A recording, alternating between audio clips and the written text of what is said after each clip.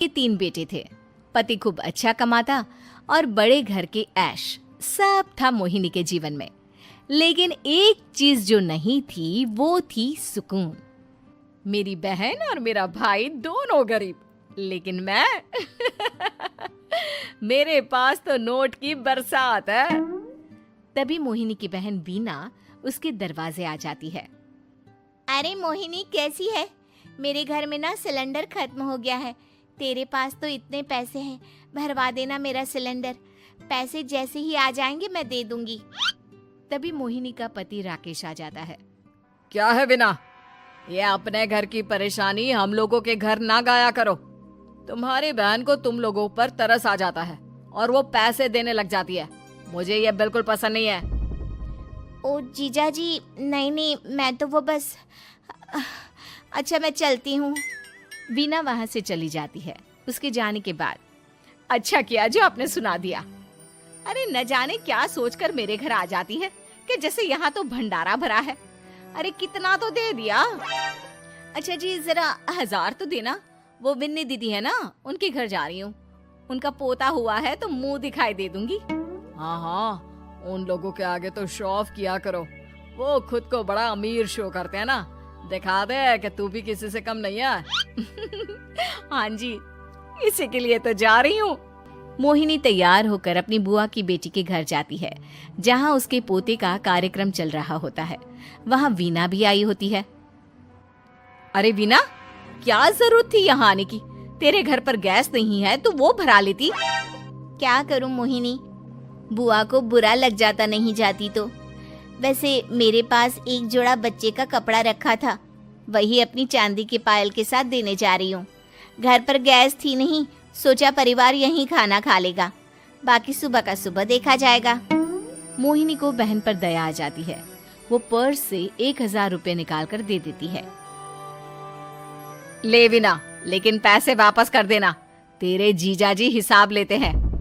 मोहिनी भी क्या करती, गरीबी में बहन का सहारा ही उसके जीवन जीने का आधार था। फिर एक रोज, सुनिए, भाई के घर बेटी हुई है, मुझे माँ के पास जाना होगा। अरे उस घर में ना कूलर है ना एसी, कैसे रहोगी तुम? हाँ, वही सोच रही हूँ कि अकेली जाऊं, बच्चों को साथ ना ले जाऊं। चली जाओ, लेकिन ये जो तुम अपने गरीब परिवार से मिलने चली जाती हो ना, मुझे बिल्कुल अच्छा नहीं लगता। पता नहीं मैं भी कैसे मैनेज करती हूँ, लेकिन क्या करूँ। मोहिनी भाई भाभी के घर आती है। मोहिनी, कैसे आना हुआ? तू यहाँ हम लोगों के घर रह लेगी या फिर किसी होटल में रहेगी? क्या हो गया है माँ? मोहिनी को क्यों ऐसे बोल रहे हैं आप? अरे तू नहीं जानती अपनी ननद को, पैसे वाली है ना, तो ऐड कुछ ज्यादा ही है। मोहिनी को माँ की बात का बुरा नहीं लगता है, क्योंकि उसे पता ही नहीं चलता कि माँ उसे जली कटी सुना रही है। वो भाभी की बच्ची के साथ लेन देन करती है और वहाँ से चली जाती है। उसके जाने के बाद, माँ, क्यों आप मोहिनी को इतनी सारी बातें सुनाती हो? भाई का बेटा बोल पड़ता है। माँ, क्योंकि दादी जानती है कि बुआ के अंदर घमंड है। सही बोल रहा है मोहन। बहू भले तुझे ना दिखता हो, लेकिन मुझे और मोहन को दिखता है कि वो कितनी घमंडी है। मोहिनी मायके आती है, जहाँ गरीबी के कारण चीजें कम होती हैं। इस मोहन के बच्चे को काम पर लगा दो ना, किसी दुकान या किसी होटल में। बर्तन धो लिया करेगा, कम से कम 4 पैसे और आएंगे घर में। देख मोहिनी, माना तेरे पास पैसा है, लेकिन तेरे भाई के दिन इतने भी बुरे नहीं चल रहे कि वो अपने बच्चे की पढ़ाई रुकवा कर उससे बर्तन धुलवाए। मोहन माँ की ओर देखता है, जैसे आंखों से बोल रहा हो, देख लिया बुआ का हाल। हाँ मोहिनी, बात तो सही है, लेकिन अभी मोहन को पढ़ना है। आखिर तुम भी तो अपने दोनों बेटों को पढ़ा रही हो ना। मेरे बेटों से कैसे कंपेयर कर सकती हैं आप? अरे वो तो कलेक्टर बनेंगे। हाँ, कल को वो मोहन को नौकरी में रख लेंगे, क्यों? मोहिनी कुछ दिन और रहकर चली जाती है। धीरे धीरे दिन बीतता है। मोहन बड़ा होता है और कड़ी मेहनत से सफल भी हो जाता है। मोहिनी, माँ के जाने के बाद तो तुमने भाई भाभी के घर जाना छोड़ ही दिया, क्यों? वो क्या है ना, उन लोगों का घर छोटा है, मेरे बच्चे जाना ही नहीं चाहते। पर तुझे क्यों अचानक मायके की बात याद आ गई? यार मेरा तो मायका है, भाई भाभी है, मेरा तो आना जाना लगा ही रहता है। हाँ, क्योंकि तुझे आदत है ना ऐसे छोटे से घर में और कम पैसे में रहने की। वैसे क्या खबर है आजकल मायके की अपने? अब वो घर छोटा और कम पैसे का नहीं रहा, क्योंकि मोहन तो बहुत बड़ा आदमी बन गया है। फिर क्या? मोहिनी भाभी को फोन करती है। मोहन किसी बड़ी कंपनी का मैनेजर हो गया है क्या भाभी? क्या ये सच है? हाँ मोहिनी दीदी, अब तो हम लोगों के गरीबी के दिन कट गए। आपके भाई ने कोई अच्छे कर्म किए होंगे जो हम लोगों का बेटा इतना अच्छा कमा रहा है। देख लो भाभी, पहले भी आपने कई गलतियां की थी, आप थोड़ा संभल कर चलना। भाभी को मोहिनी की बात समझ में नहीं आती कि वो क्या कहना चाहती है। फिर एक दिन वीना मोहिनी से कहती है, मोहिनी, हमारा भतीजा मोहन अच्छा कमा रहा है, क्यों ना मैं अपने बेटे की नौकरी के लिए उससे बात करूं?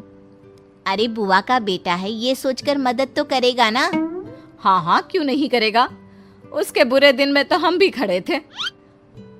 मोहन को वीना फोन करती है और अपने बेटे की मदद करने की बात करती है। हाँ हाँ बुआ, क्यों नहीं, आप सिद्धार्थ को भेज दें, मैं अपनी ही कंपनी में उसकी नौकरी करवा देता हूँ। दिन बीतते हैं, अब वीना के हालात भी अच्छे हो जाते हैं। क्या बात है वीना, तूने भी कार ले ली, वो भी इतनी अच्छी? हाँ मोहिनी, अपने भतीजे के कारण तो हम लोगों की दिन अच्छे हो गए। उसने सिद्धार्थ की नौकरी लगवा दी है, वो भी शानदार।